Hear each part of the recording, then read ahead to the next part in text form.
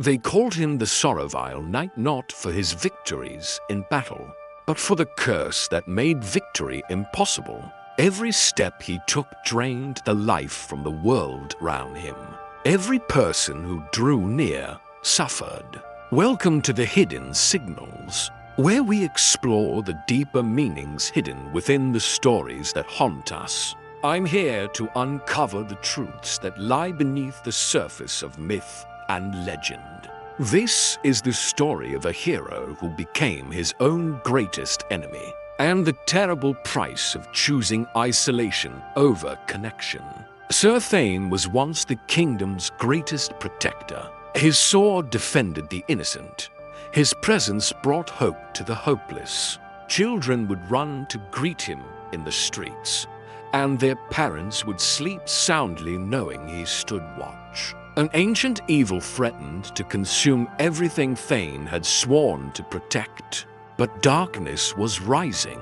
Armies fell before it. Magic itself seemed to wither in its presence. In his final battle against this overwhelming force, Thane faced an impossible choice. The enemy offered him a bargain: accept a curse upon himself, and his people would be spared. Without hesitation, the noble knight agreed. The sorcerer's curse was cruel beyond imagination. From that moment forward, anyone who came close to Thane would feel their life force slowly drain away.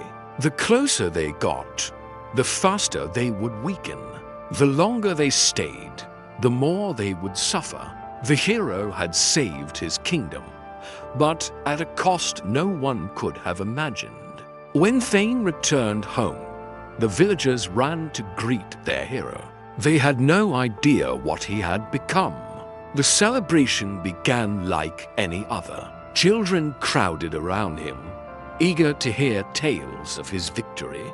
Merchants offered him their finest goods. The elderly blessed his name, but within minutes, everything changed. Children began to grow pale and weak. They stumbled, confused and frightened. The elderly, already frail, found themselves gasping for breath. Even the strongest men felt their energy ebb away like sand through fingers. Flowers in the market stalls withered as Thane passed. Dogs whimpered and fled.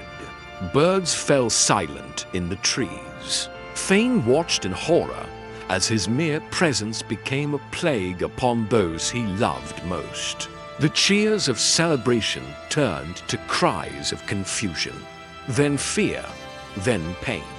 The hero had become the very evil he once fought against. In that moment of terrible realization, Thane understood the true cruelty of the curse. It was not just that he would harm others. It was that he would be forced to watch it happen, powerless to stop it. With a broken heart, Thane made the only choice he thought he could. He left forever. That night, as the village recovered from his presence, the Sorrowveil Knight walked into the wilderness, never to return. Years passed, decades. Thane wandered the forgotten places of the world, leaving a trail of withered plants and empty meadows in his wake. He learned to avoid the roads where travelers might pass. He made his camp far from any living thing. The isolation was complete. No conversation, no companionship, no gentle touch or kind word. Just the endless echo of his own footsteps and the whisper of dying grass beneath his feet. Sometimes he would see them from a distance, merchants laughing around a campfire, families walking hand in hand, lovers sharing a stolen kiss beneath the stars. He could only watch from afar, remembering what it felt like to be close to another soul. In those moments, the curse felt heavier than his armor. The loneliness cut deeper than any sword. But he told himself it was necessary. He was protecting them. He was being noble, selfless, heroic. Wasn't he? One autumn evening, deep in a forgotten forest, Thane heard a sound that stopped his heart. A child crying. Through the trees, he saw a small girl, no more than 7 years old, lost and terrified. Worse still, bandits had found her. 3 men with cruel faces and crueler intentions, closing in on their helpless prey. Every instinct Thane had ever possessed screamed at him to act, to draw his sword, to charge forward, to protect the innocent as he was born to do. His hand moved to his weapon, his muscles tensed for battle. For one shining moment, he was Sir Thane the Protector once more. But then he remembered the curse. He imagined running to save the child, only to watch her grow weak in his arms. He pictured her confusion, her pain, as his presence slowly drained the very life from her small body. The bandits might take her gold, but he would take something far more precious: her health, her strength, perhaps even her life. The internal war raged within him. Save her and curse her, or let the bandits have her and preserve what little innocence remained. In the end, fear won. Thane threw a stone into the distant bushes, creating a distraction. The bandits ran toward the noise, and in their confusion, the child escaped into the night. He had saved her by denying himself the very thing he existed to do. He had chosen isolation over heroism, loneliness over love. And as he watched the child disappear safely into the darkness, Thane realized that his curse had become something even more sinister. It was making him a coward. That night, sitting alone by a still mountain lake, Thane stared at his reflection in the dark water. The face looking back at him was hollow, empty, more ghost than man. In his endless solitude, a terrible truth began to dawn on him. The curse wasn't just about harming others, it was about the choice to remain alone. For in all his years of wandering, he had never once sought help, never looked for a wise hermit who might offer counsel from a safe distance, never sought out the powerful mages who might know of ways to lift or lessen the curse. He had simply given up. Fear had convinced him that isolation was noble, that distance was love. But now, looking at what he had become, Thane began to understand the deeper cruelty of his situation. Yes, his presence brought harm, but his absence brought something worse: a complete rejection of hope, connection, and the possibility of redemption. He had other choices. He could have written letters, spoken to people from across great distances, sought out others who understood curses and dark magic.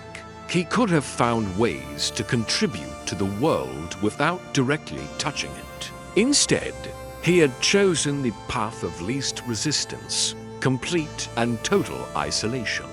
In protecting others from his curse, he had cursed himself to something far worse than physical harm. He had chosen a life without meaning, without connection, without hope. The Sorrowveil Knight realized that his greatest enemy was not the sorcerer who had cursed him. It was his own fear. As dawn broke over the mountain lake, Thane stood at a crossroads, both literal and spiritual. One path led deeper into the wilderness, toward continued isolation and the slow death of his soul. The other led toward a distant city, where lights in windows spoke of life, community, and possibility. The Sorrowveil Knight had spent decades running from connection because he feared the harm he might cause. But in doing so, he had guaranteed harm, not just to others, but to himself. He had learned the cruelest lesson of all.